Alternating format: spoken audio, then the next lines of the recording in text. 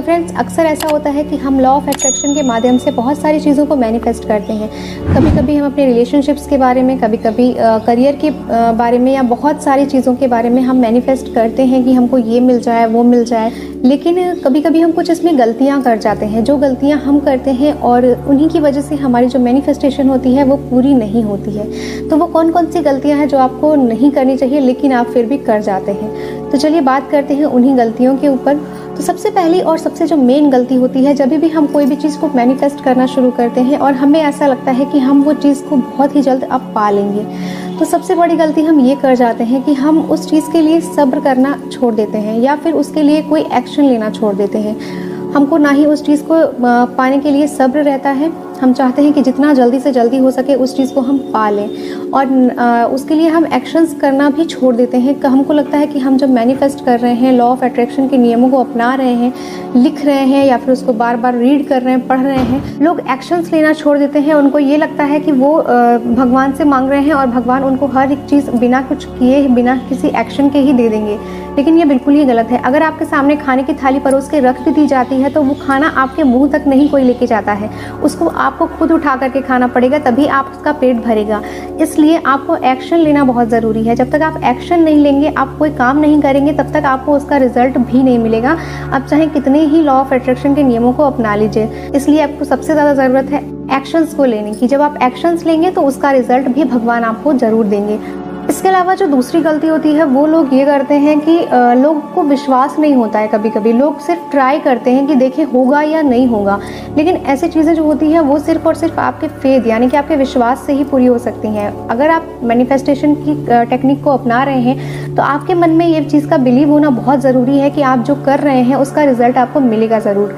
अगर आपके मन में बिलीव नहीं है, आप सिर्फ टेस्ट कर रहे हैं उस चीज़ को, या फिर आपको लगता है कि नहीं ये सब तो चीज़ें बेकार हैं, ऐसा होता नहीं है जनरली, तो बेकार ही रहेगा वो आपके लिए उसका कोई रिजल्ट आपको नहीं मिलने वाला है। इसलिए आप फेथ ज़रूर रखिए, आप विश्वास ज़रूर रखिए कि जो आप मैनिफेस्ट कर रहे हैं वो चीज़ आपको ज़रूर मिलेगी।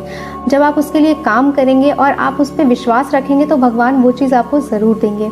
इसके अलावा नंबर 3 मिस्टेक जो हम बहुत ही ज़्यादा करते हैं कि हम एक साथ बहुत सारी चीज़ों को मैनिफेस्ट कर लेते हैं। हमको लगता है कि हम ये भी पा लें, वो भी पा लें, ये भी चाहिए, वो भी चाहिए, जो कि बिल्कुल ही गलत है। आपको सिर्फ एक टाइम पर एक ही चीज़ मांगना है भगवान से, और बहुत सारी चीज़ों की डिमांड बिल्कुल भी मत करें। जब आपकी एक विश पूरी हो जाती है फिर आप किसी और विश के लिए आप मैनिफेस्टेशन की टेक्निक को फिर से अपना सकते हैं, लेकिन आपको एक टाइम पर एक ही चीज़ की डिमांड रखनी है। आप बहुत सारी चीज़ों को मैनिफेस्ट बिल्कुल भी मत करिए, क्योंकि अगर आप एक साथ बहुत सारी चीज़ों को मैनिफेस्ट करते हैं तो फिर वो यूनिवर्स आपको वो सारी चीज़ें एक साथ नहीं दे सकती, और आपको लगता है कि ये सब कुछ झूठ है, ये सब कुछ बकवास है। इसलिए एक ही चीज़ को मांगिए, और उसी के लिए आप एक्शंस भी ले रहे हैं और उसी के लिए आपको मैनिफेस्टेशन भी करना है। इसके अलावा कुछ लोग ये भी मिस्टेक करते हैं कि लोग बहुत सालों के लिए, जैसे कि 2 साल, 3 साल, 5 साल, ऐसे टाइम पीरियड के लिए लोग मैनिफेस्ट करना शुरू कर देते हैं कि मैं आगे चल के अगले 5 साल में इस जगह पे खुद को देखता हूँ, या फिर मैं अगले 5 साल में ऐसी लाइफ चाहता हूँ या चाहती हूँ। तो वो सारी चीज़ें बिल्कुल ही गलत हैं। अगर आप ऐसा करते हैं, बहुत ज़्यादा लॉन्ग टाइम पीरियड के लिए आप कोई भी चीज़ मैनिफेस्ट करते हैं, तो वो चीज़ें बिल्कुल ही गलत हैं। हद से हद अगर आप कोई भी चीज़ को मैनिफेस्ट कर रहे हैं तो वो 1 साल के टाइम पीरियड के लिए करें, उससे ज़्यादा बिल्कुल भी ना करें। क्योंकि इतना ज़्यादा जब टाइम पीरियड के लिए आप कोई चीज़ मैनिफेस्ट करते हैं तो हो सकता है कि उतने टाइम पीरियड में आपकी लाइफ पता नहीं कहाँ से कहाँ पहुँच सकती थी, या फिर कहाँ से कहाँ होती, अगर आप उन चीज़ों के पीछे ना भाग रहे तो जिनके पीछे आप भाग रहे हैं, या फिर आप जिन चीज़ों के पीछे भाग रहे हैं, हो सकता है कि आगे आने वाले समय में, आगे आने वाले 5 सालों में वो सारी चीज़ों का इम्पोर्टेंस कुछ भी ना रहे। जैसे कि कोई भी इंसान अगर कोई भी ऐसी जॉब की डिमांड रखता है, वो कुछ भी ऐसा मैनिफेस्ट करता है जो कि आगे आने वाले 5 सालों में उतना अहमियत नहीं रखेगा जितना कि आज उसकी वैल्यू है, तो वो सारी चीज़ें आपको उस टाइम पर बेकार लगेंगी। या फिर हो सकता है कि आप कुछ और ही कर रहे हो अगले 5 सालों में और आपने मैनिफेस्ट कुछ और ही किया हो, या आपको ऐसा लगने लगे कि जो मैंने मैनिफेस्ट किया वो ही एकदम गलत था, वो आज के टाइम पर उसकी कोई वैल्यू ही नहीं है। तो इसलिए आप कुछ भी अगर मैनिफेस्ट कर रहे हैं ना, तो वो बहुत छोटे टाइम पीरियड के लिए होना चाहिए, और ज़्यादा से ज़्यादा 1 साल के लिए होना चाहिए।